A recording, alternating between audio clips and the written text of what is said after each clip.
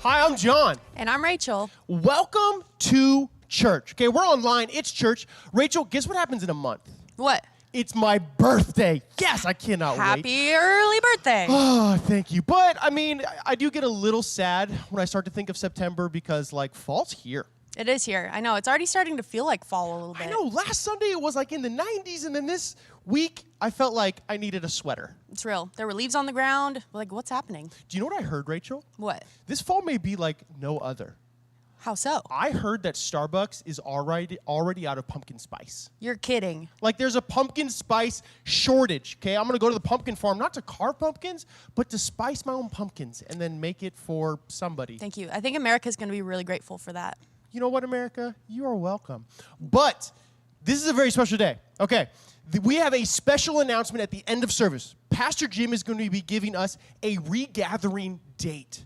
After 6 months, we actually are looking towards gathering, and he has a date for us. But Rachel. Yes. I happen to know the information. Do you? And I want to share it with you. Okay. You can't say anything, though. I I have it locked up. I folded it like 9 times for the sake of secrecy. Okay, here you I'll go. keep a secret. Now, Wow, this is you folded. can't let people see it in your face, what it says, because it's for Pastor Jim to tell us. That's what I'm saying. Okay, Rachel's excited. I'm excited. Church, thank you for being here today. Do not forget the end of service today. Do not click off early because Pastor Jim is going to be on to give us a regathering announcement and date. Trust me, you're not going to want to miss it. That's what I'm saying. And before we get started, we're going to take some time to worship together, so let's turn our hearts towards that.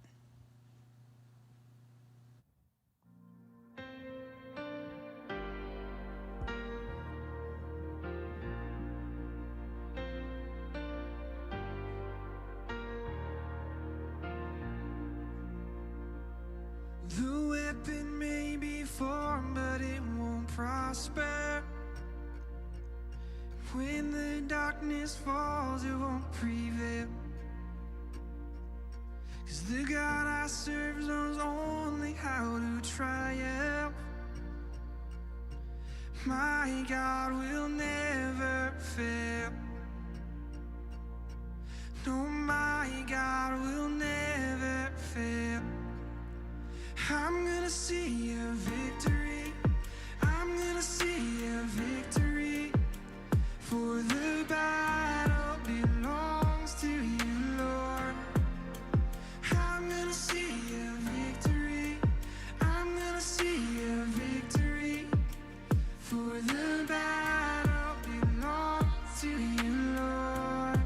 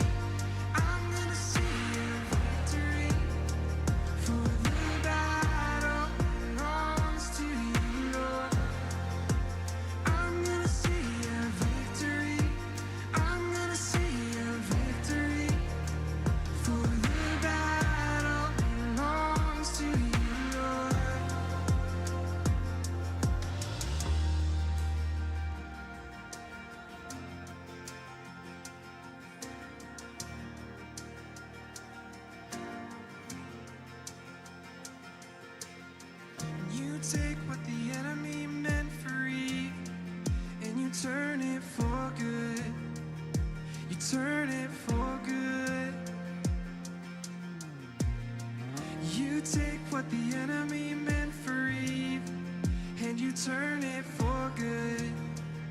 You turn it for good.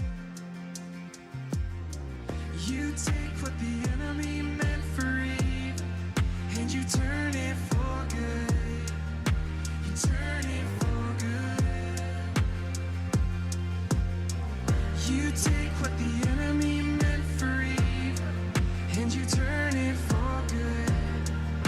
You turn it for good. You take what the enemy meant for evil, and you turn it for good. You turn it for good. You take what the enemy meant for evil, and you turn it for good. You turn it for good. I'm gonna see a victory.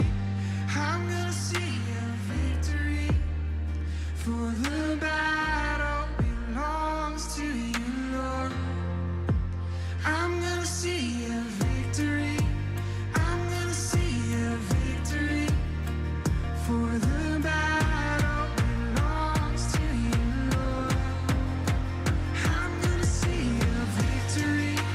I'm gonna see a victory. For the battle belongs to you, Lord. I'm gonna see a victory. I'm gonna see a victory. For the battle belongs to you, Lord.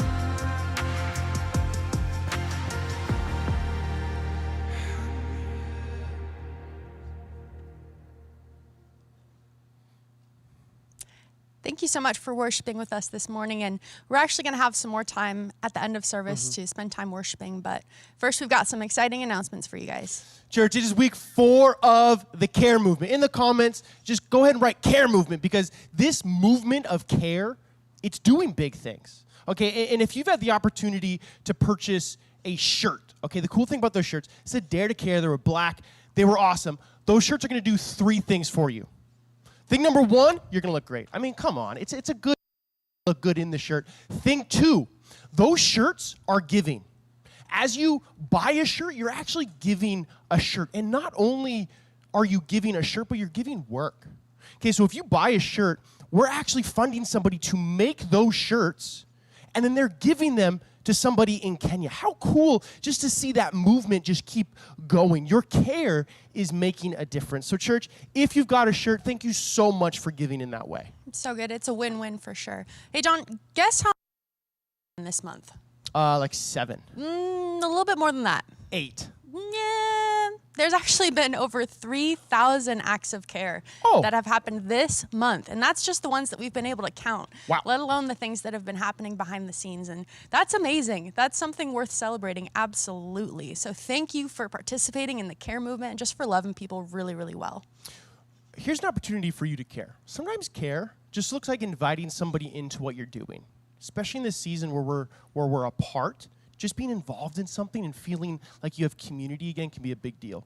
This Friday at our theater, okay, if you don't know about the theater yet, I don't know where you've been, but we have a theater here at the church. It's a drive-in theater, and this Friday is actually going to be a very special Friday. And I want to give you the opportunity to care by inviting somebody. Rachel, what do people have to look forward to at the theater this week? Oh my goodness, it's going to be so much fun. The Kids Church team has put together some really cool stuff this Friday. We have an ice cream and cookie dough truck coming. Let's go. Sugar and spoon. I haven't had it before, but ice cream, cookie dough, cone sounds you really like can't go wrong with everything those things that I've ever dreamed of. And then there's also a coffee truck coming. There's, you can't really go wrong with coffee. And they have mini donuts. Come on. What's better than a big mini donut? donuts. Mini donuts. Donuts are good. There's really nothing I better. go nuts for donuts. I mean, let's do it. Okay, whether you have a kid coming or whether you just want to come and bring a neighbor, the drive-in theater is worth your time. Okay, so there's going to be 2 showings, a 6 o'clock and a 9 o'clock. We're showing 2 different movies. Rachel, what are we showing at 6? At 6 o'clock, we're going to be seeing the Lego DC Shazam movie. So I know that your kids are going to love that. And then at 9 o'clock, that's going to be upstairs on the parking garage. We're going to be showing Aladdin, which is one of my personal favorites. Now, I don't know if you can really grasp what we mean by upstairs. Like, in our north parking lot, there's going to be a huge sheet like hung over the side of the building and then projected onto it. So it is like a proper drive-in theater. So you're not going to want to miss it. It's going to be fun for the whole family. So come this Friday, 6 and 9 o'clock. You're going to want to be there and bring somebody with you. It's going to be awesome. And something else we have this fall that's going to be incredible is Rooted. Yes. Rooted registration is open right now. It starts September 13th, and it's just going to be an amazing experience for you to get connected to God, to the church, and just find really intentional community. And I'm going to be facilitating a Rooted group. I'm going to be there. John, are you going to be there? I'm doing at least, I think I'm doing 2 groups. One of them is going to be on Zoom. So we have options for you to be online and in person. Okay, so registration opened up last week. You have a little bit more time before Rooted actually starts. That's September 13th. But get in a group, okay? I'm nervous about the Zoom one, but I'm trusting that God can move through Zoom. I believe that he can and that people's lives can be changed. So if you want to register, go to newlifeeverett.org/rooted and get signed up. And don't forget, bring somebody with you. If you've been through before, this is the time to actually bring somebody through Rooted with you. Absolutely. It's going to be so good. And we have the chance right now to participate in just giving generously. Yeah. And there are a few ways that you can do that this morning. You can text the word New Life to 77977. You can give online at newlifeeverett.org. You can give through the New Life app. Or if you want to mail it in, you can send it to 6830 Highland Drive. However you give, church, thank you for giving. Rachel, do you still have the note? Yeah. Okay, keep it safe. Okay, church. Okay. At the end of service, Pastor Jim is going to be on, and he's going to give us a regathering announcement and a date. Okay, he's actually going to tell us when we're going to be able to gather again in the building, and he's going to say that at the end of service. So do not click off early. Pastor Jim will be on, and he's going to give us a date when we can regather. So get excited about that, okay? And don't forget to be here at the end of service to hear that date and announcement. Oh, it's going to be good. Oh, yeah. In church, we get to hear this morning from Pastor John and Kathy Meyer. They're going to have just a really helpful conversation. So let's get our hearts ready to hear from them.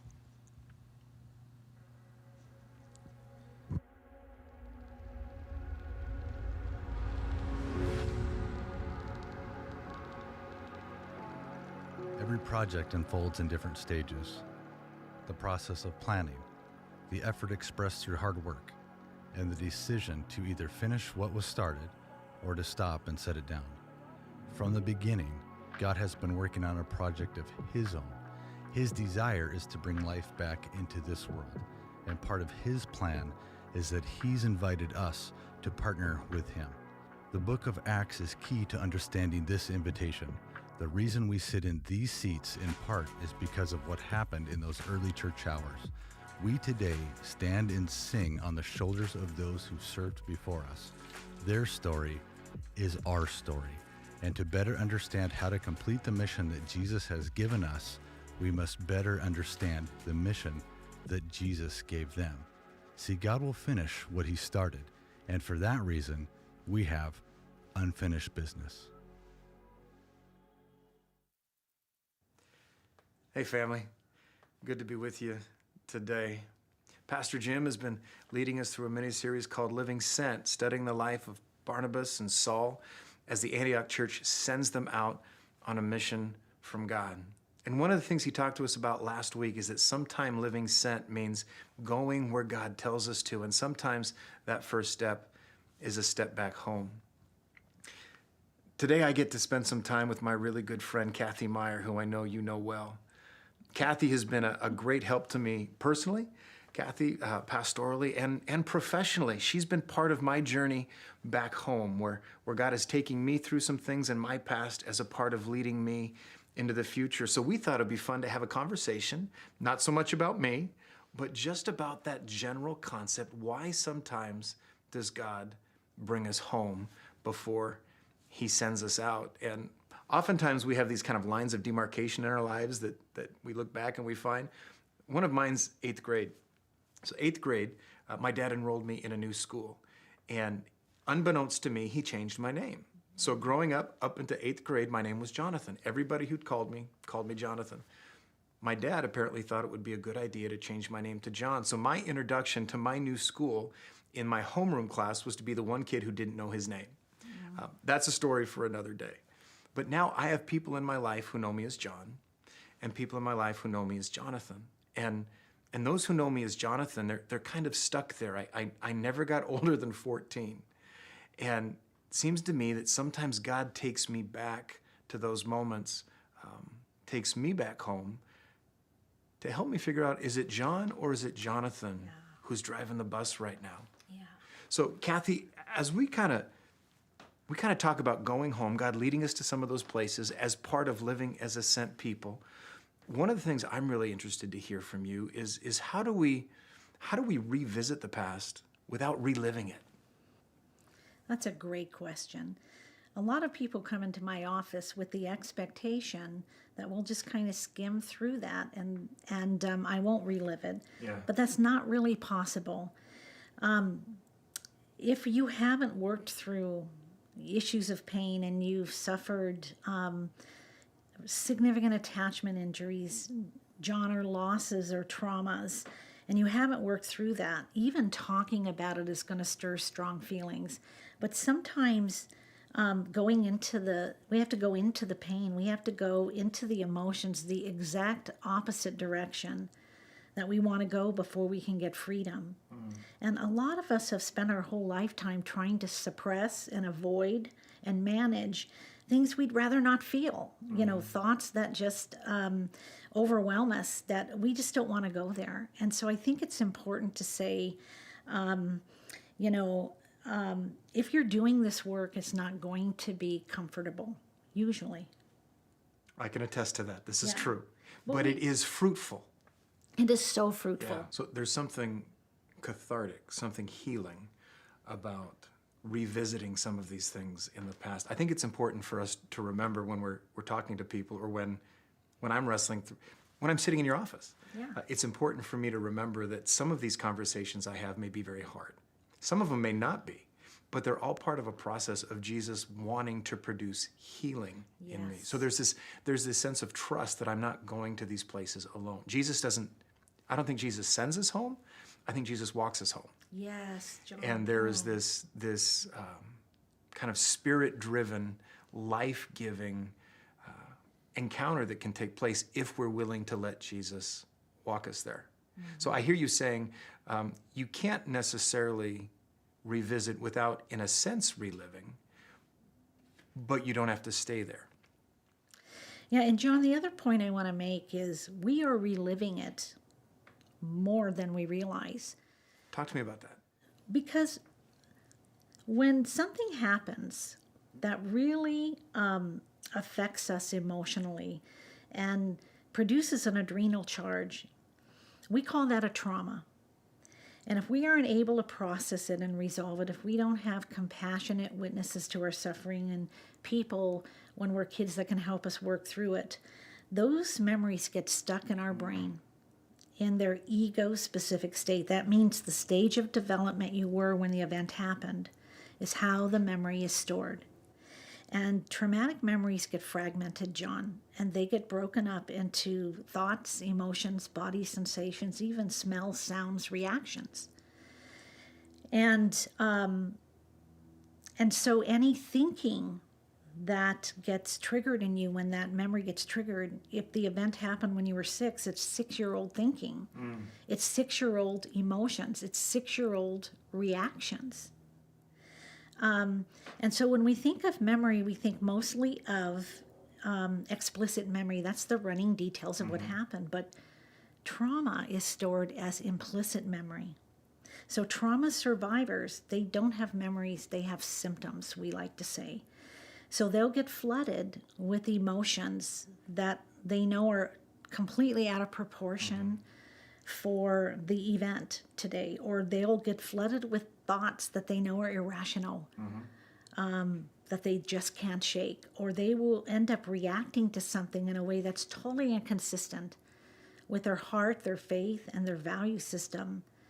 Or all of a sudden they'll not feel like the competent adult they are. They will feel overwhelmed by insecurity, and they'll feel really small, and they don't know why that's happening. That's memory. So if someone is having a response that and maybe they think, I thought I was past that, or why am I behaving that way? Or maybe somebody else would even be saying, I don't understand that response given the environment that just seems to have produced it, that would be a sign to someone that might be a place Jesus wants to take me home to, because there's some work that we can do there. Yes. Yeah, we have and I think I've shared this before, there's a saying in recovery that whatever hysterical is historical. Nice. And oftentimes it's the strongest emotional reactions that are the oldest ones. Yeah. You know, they're the ones that go back. And unless we go back and process that, they oftentimes are controlling much more than we realize. So for someone who might be kind of following along with Saul and Barnabas and going, okay, Barnabas has to go home. God is asking him, perhaps, it's not in the text, but I could understand that he would perhaps be confronting some things that he had thought he had left behind. Why do you think, because you're not just a therapist, you're a pastor, why do you think pastorally or therapeutically, God invites us back into some of those places where we would like to just go, can I just move on? Can I just pretend that didn't happen? And I don't want to go home. I want to go take the nations for Jesus. I want to go. I want to go do great things. It's matter. That. Yeah. Oh man, I grew up hearing that. Yeah. Yeah. Which meant we don't need to think about that or deal with it right. because God just covered it. Yeah. But He covers our sins. He washes them away. He doesn't seem to cover up our experiences. No. And there's a process called sanctification that is a journey that He'll take us through. And you know, John, I can think of 4 reasons. That doesn't mean these are the only 4 reasons, but I can think of 4 reasons why God would take us home, especially before He's releasing us in ministry. And the first one I think we've addressed. You know, what we don't realize is that what we experienced in our childhood does form the template out of which we interpret and respond to life. I mean, we even get how we even, you know, our relational rules, how we resolve conflict, how we think about pain, how we think about God, how we react, how we connect. We learned that in our childhood, you know, and so our relationship with our parents form the template out of which we do life. And we're absolutely going to take that into how we do ministry. And so sometimes the Lord will take us back because there are strongholds over our heart that if we don't address, it's going to compromise our effectiveness in ministry. And John, that's really personal to me because, you know, I don't want to give away my age, but I've been practicing for almost 40 years. And so I was a full-time social worker, and then I left work and was a stay-at-home mom for about 7 years, you know, when I started having my babies. And I can remember after my son was born, he's my second, I look back now, I suffered from a major depressive episode. But I was too spiritual to name it as that, and I was too spiritual to take medication. I probably needed it. But it was the time in my life where I felt the most unproductive, like, God, I just have no, you know, value and purpose. And to my credit, I actually got myself into counseling, and it was the first time, John, that I started dealing with my own trauma. And my story is that I was physically abused by a mom who really loved me, but who had untreated PTSD, untreated trauma. You know, I got the heck beat out of me. And so it really affected me in ways I didn't realize. And He didn't tell me, I'm taking you back on this journey because I'm going to release you into pastoral ministry. But I would not have been able to be anywhere, you know, effective if He hadn't taken me on that journey. I had to go into that. I had to work through some things, or it would have profoundly affected how I dealt with others' pain and even how I operated. Yeah.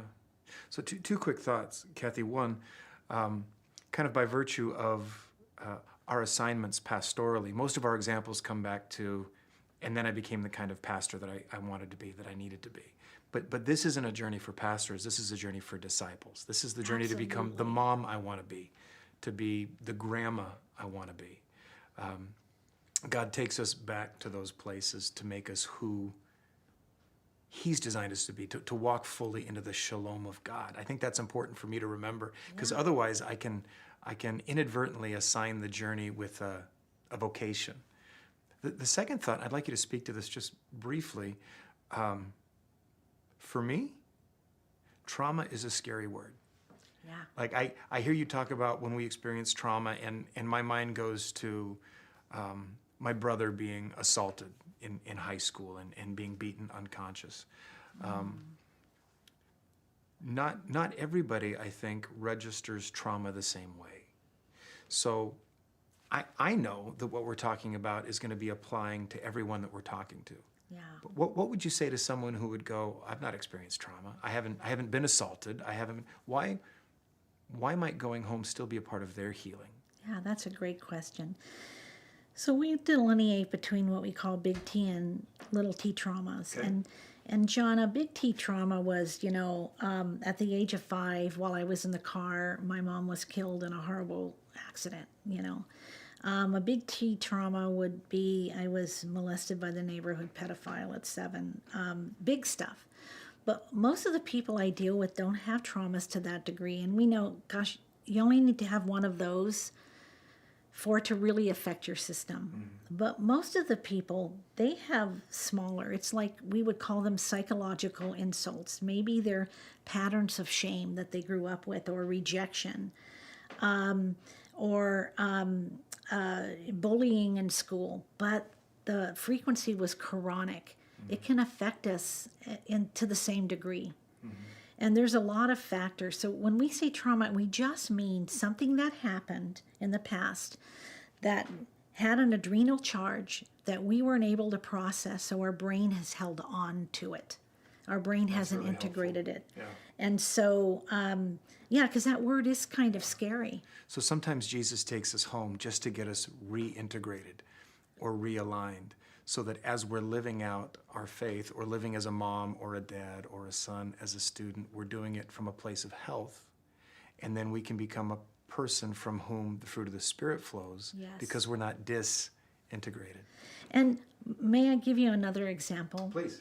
So years ago, and I'm not going to use any names, but years ago, our senior pastor had us read this book that was written by a well-known pastor, who was a prolific church planter. And he went around and asked people what they thought. And then afterward, he kind of hung his head. He goes, "Okay, Kathy, you've been surprisingly quiet, and I'm afraid to ask. What did you think of this book?" And I kind of tossed it on the table. I said, "I hate this book. This guy is a slave driver, and he's going to be burning out his people. And I'm worried that there will be people with a heart to serve God that are going to get so burnt out, we'll lose them in ministry. And I don't know what's going on. I hope he's not bringing this into his family, but I worry that he's going to burn himself out."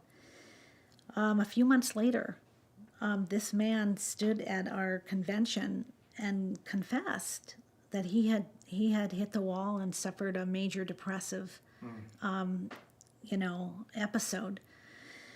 And so examples of things that we take with us are just compulsive, drives to perform, or unspoken family rules that we're still operating with. And so the second reason why I think sometimes God will take us home is because there's unfinished business there. Okay. John, and they can provide hooks that can trip us up. So sometimes he'll take us home because there are conversations that we've never had that we need to have. Yeah. So sometimes the Lord takes us home to address old wounds for our healing.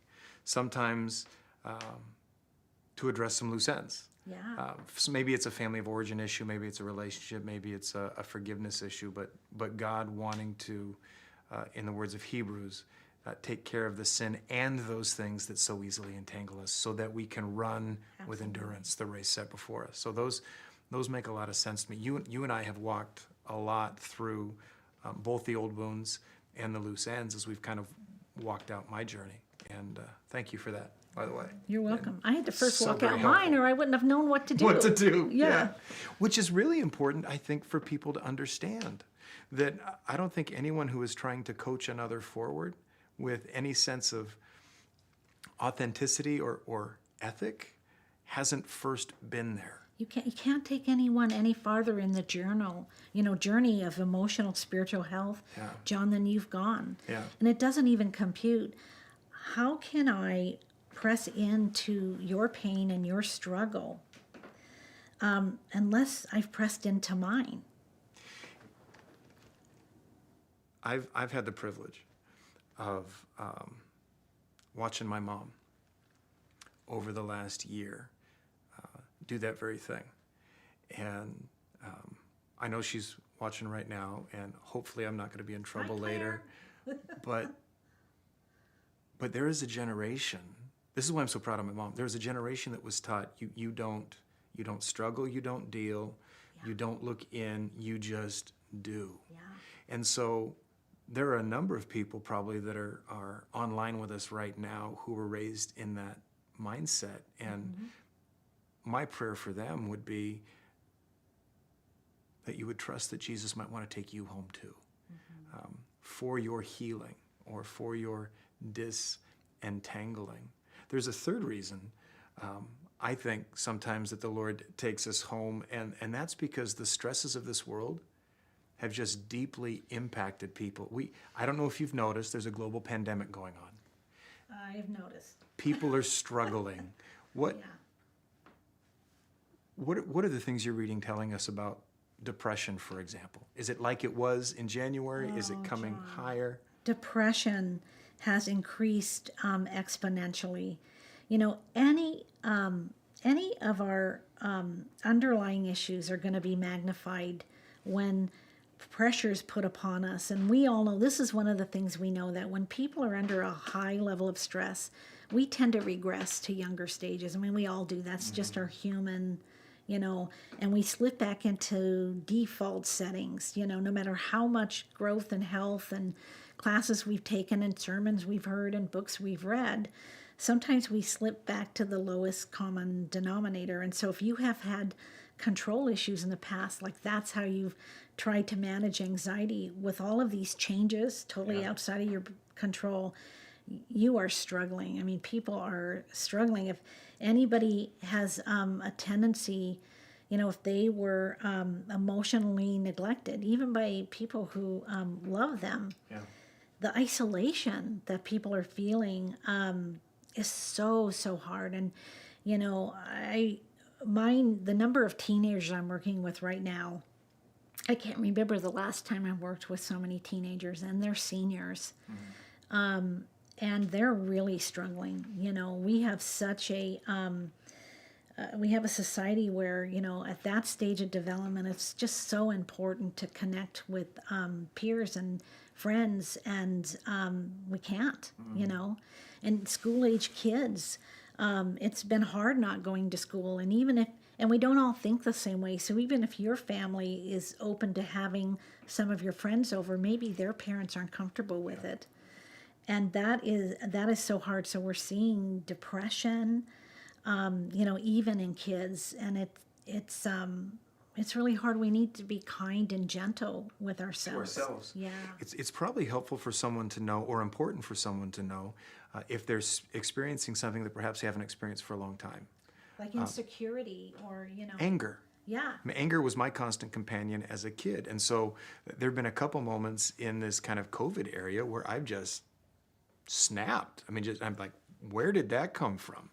And it came from about 8th grade. I hear all the amens coming right now, right? I'm the only one who has had an anger moment. Yeah. But I think it's important to know that we're not alone in that. No. And that perhaps in this season, the Lord would take us home for a season of refreshment. Like John, let me talk to you again about, you're not Jonathan. That was Jonathan, right? You're not Jonathan anymore. Jonathan doesn't get to determine your present or chart your future. You're John. I've done a lot of work in you. And just because you're re-exhibiting something from your past, from home, doesn't mean that this is going to determine your present or define your future. So why don't you just rest in my presence for a minute? John, if people could hear that, I think that's the most important thing I want people to walk around. when people come to see me, they don't just bring the issues they're struggling with. They bring the shame they feel for having the issues. And I like to tell people, get over the scandal that you're human. Most of us come very honestly at our issues. And if we have the privilege of hearing kind of what we've been through, the symptoms we have today and the struggles we have make a lot of sense. And what shame does is it calls us into hiding, John, where we feel like we need to hide this part of us or fix this part of us. And that's not where healing and redemption is. And so my heart would be that people, instead of rejecting the part of them that's just raging and having a hard time with anger, that you befriend that and you connect with your anger and you go, I see you. And you approach that anger with compassion. You take a deep breath, calm yourself down, and then you get curious and say, why are you here right now? What's triggered you? And you commit to, with that party, I'm here with you. That can help so much, because when we can make peace with it, that's when we can say, Lord, do you see what's going on in my heart now? Do you see how I just kind of went off on that checker? Lord, please show me what's going on. Please come, Lord. I don't even know what to do with this. Do you hear those thoughts that just, Lord, did you notice how much I've been judging today? Lord, please come and minister to me right in that place. And understanding that it's the kindness of God, Scripture says, that leads us to those moments. Because we're ashamed, and we're often in our upbringing or even on our own self-talk, we're prepared to be judged there. Yes. And it's not the kindness of God that leads us to judgment. Exactly. Right. So our predisposition is to just kind of go, well, I'm a horrible human being. That's why that happened. Yeah. Not because maybe I'm scared, or maybe I'm lonely, or maybe I'm needing something that's not being met right now, which I think is an important thing for people to wrestle with too, because I don't think it was ever said to me overtly, but I remember having a conversation with you about what do you need, or do you love yourself, thinking, I was not aware that was an option. Right. I was pretty certain that I was supposed to be selfless, which meant I shouldn't have any needs, and to be addressing what I'm feeling, what I'm wrestling with, is either a sign of deficiency, weakness, or selfishness. That's so right, let's just pretend that's not happening. I identify with that. I identify with the feeling that certain emotions are sinful, and you shouldn't have them. And I just nobody compartmentalized like I did. I was just I remember being in graduate school. This is so funny. And graduate school was like, 3 years of therapy, right? Right. And I actually said to my fellow students once, as everybody's emoting and kind of going back home, I said in my youth, because I went right from high school into college, from college into graduate school, gosh, I don't relate, you guys. I was raised in a perfect home. I just don't have the same issues. And I couldn't understand the vitriol that I was getting back. And I really had no clue. Yeah. And, John, but I want to pick up on something else. You said, I think the third reason God takes us back home is because for some of us, there's some of us that are sitting at home right now and we're saying, I don't relate. I don't have trauma. I was raised by people who love me, and I was raised in the Lord, and I was nurtured. And what is all this about? I don't relate. And I want to say, sometimes God will take us home because the pressures of life, the stresses of life have put pressure on us, and we have conformed to the patterns of this world. We have had experiences that have happened in our adult life that are affecting us, whether it's divorce or layoffs or rejection, health issues that have begun to influence us. And we've forgotten, John. And so sometimes God, I think, will send us home because he wants to remind us who we are. He wants to remind us where we come from. And this is a principle we see in the Old Testament of standing stones. And oftentimes whenever God would do a major work in the life of his people, he would want them to commemorate the experience by building a monument of standing stone so that when they passed that way, they would say, remember what God did here. And when their children and grandchildren, they would tell stories of what God did here. And sometimes he'll send us home to the people who love us to reconnect with who we were before all this pain and stress and responsibility hit. Anybody who's been to a high school reunion, kind of understands what I'm saying. There are certain aspects of self that sometimes we can leave on the journey that God wants us to remember. Our passion, remember our values, going back home to the church we were raised in. And if you've ever watched a Hallmark Christmas movie, you've seen this. The guy who's the Wall Street executive who was raised in the hometown, or the gal who's the Manhattan lawyer who, works 12 hours a day and hasn't been home to see the family in 5-10 years, and something happens and they go home. And then they remember values that they have left on the wayside. They see people that knew them and reflect back to them, who they are at the core. And sometimes he just wants to refresh us because the journey is hard. In ministry, whether it's at Boeing or Starbucks or, vocational ministry, it's hard, and he wants to refresh us and, remind us. That's good. And I just have to tell you, I know the people on our pastoral team who you just have ministered to so profoundly by utilizing the Hallmark Channel. I mean, we've got some team members who are now all in for Jesus just off that connection. My name is Kathy, and I'm a Hallmark addict. Yeah, Kathy, much of what we've been talking about going home is historical or experiential, right? Going back in our mind, going back in history, revisiting moments. Sometimes going home is actually geographical. Yeah. Like returning back to our stomping grounds, reconnecting with our family. And it occurs to me that sometimes that's because God has... Well, he wants to give us the privilege, the benefit of ministering to those who have been closest to us in our past. John, I do. You just named what I consider one of the fourth reasons. Sometimes God is so personal. And I grew up thinking that I was God's workhorse. And it wasn't until the last decade, when I went through serious pain, where the Lord really showed me, no, Kathy, I love you. Yeah. I want to bless you.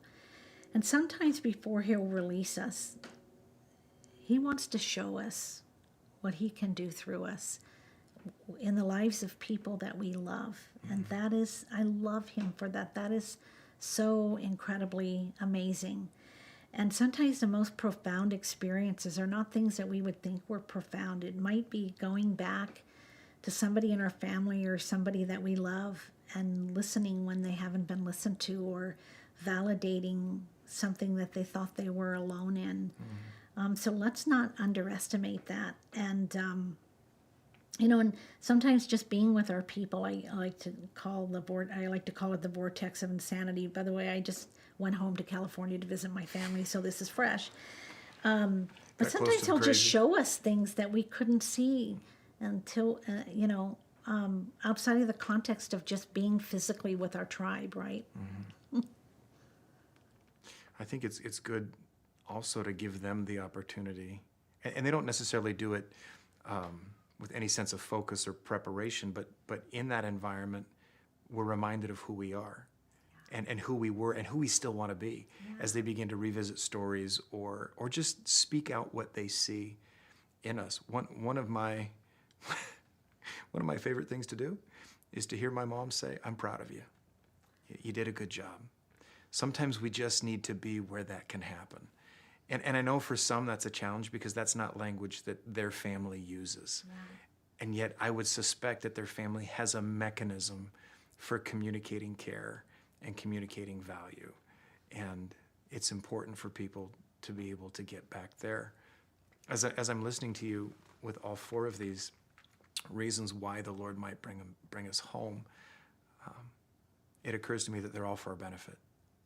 Yes. And it's all because a loving God who leads us by still waters, who restores our soul, is committed to our well-being. And sometimes our well-being is reinforced or rediscovered as we revisit who we were. You know, Joe, I just say amen to that.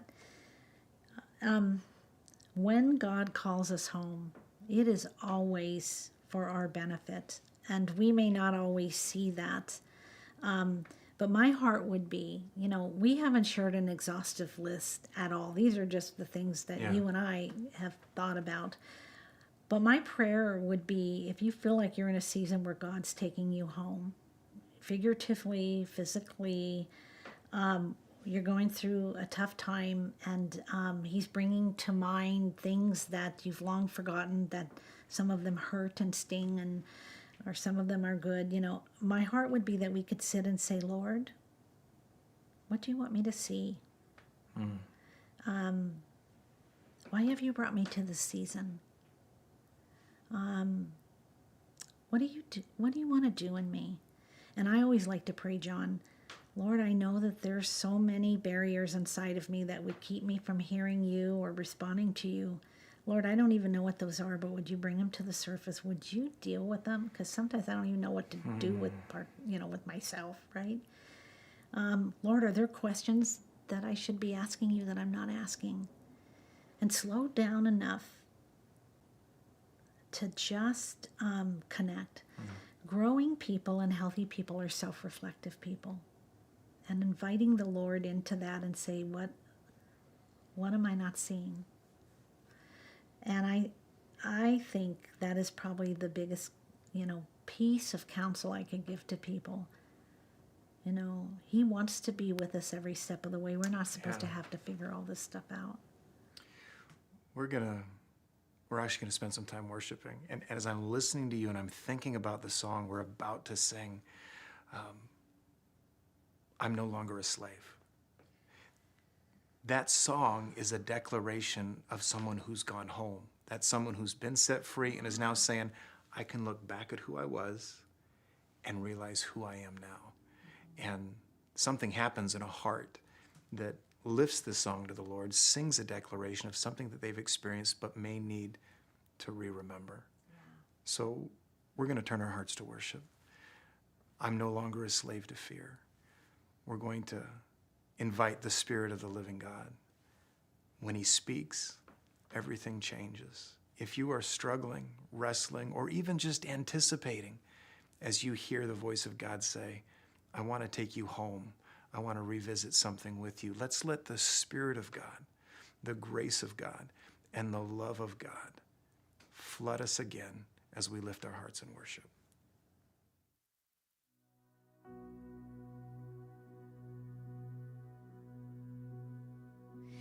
You unravel me with a melody. You surround me with a song of deliverance from my enemies, till all my fears are gone. I'm no longer a slave to fear. I am a child of God. I'm no longer a slave to fear. I am a child of God.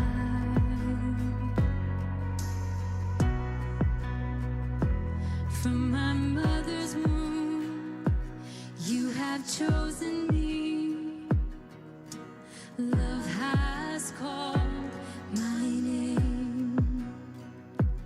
I've been born again into your family. Your blood flows through my veins, and I'm no longer a slave to fear. I am a child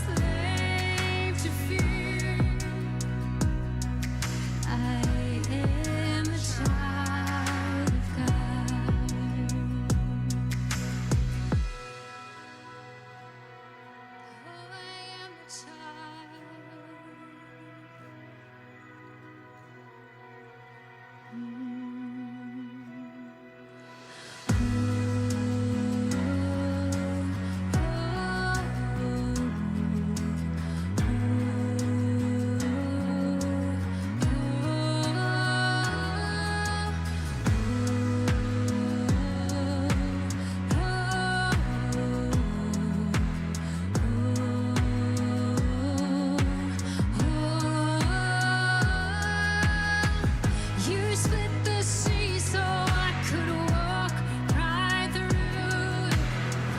You drowned my fears in perfect love. You rescued me so I could stand and sing. I am a child of God. Oh Lord, you split the sea so I could walk right through it. You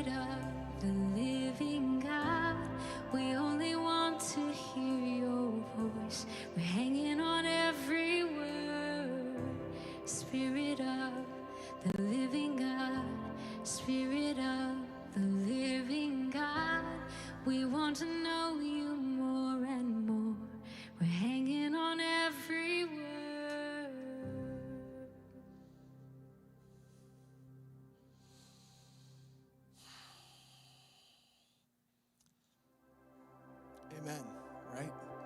Just, it's so good to just let Jesus walk you home and walk you through the places, because we're going to walk through this together.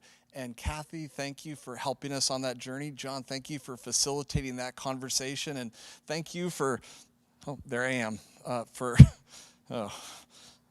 thank you for being with us. And I want to share a couple things with you just really quick. It's not going to take me long, but I hope you're sitting down. Well, of course you're sitting down.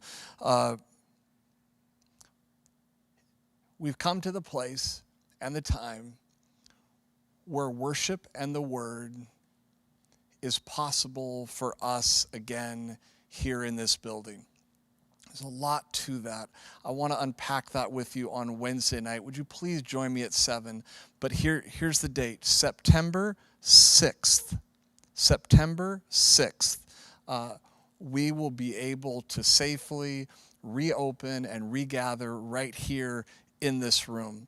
I want to explain more and give you more just method and information about that. Can I give that to you on Wednesday? I know you've got a lot to think about and process already today, but if I can just leave you with September 6th, on Wednesday, I'm going to share with you 5 powerful ways that we are going to reopen and begin to regather. I'm not going to share those 5 things now. On Wednesday at 7. I want to give you one last thing, and then I want to speak a blessing over you. The Rooted is not a program at New Life. For me, as your pastor, Rooted is a path towards discipleship and is going to be a powerful connecting point as we reopen and regather. Would you consider the value and the importance of inviting someone to experience Rooted? And we'll unpack that more on Wednesday at 7. But remember that we are a community of people and that we are following Jesus, together. So September 6th is happening, and we'll let you know a lot more about how you can be a part of that and all the 5 different ways that you can regather as we would reopen in these coming weeks. So would you just kind of drop whatever you're doing, kind of focus on whatever you're thinking about, because I want to speak this blessing over you. I want you to posture yourself in a way to receive it. Can you do that? All right. The Lord bless you and keep you. The Lord make his face to shine upon you and be gracious to you. And the Lord turn his face towards you and give you peace. In Jesus' name. Love you all. We'll see you Wednesday night at 7. God bless you. Let's follow Jesus together.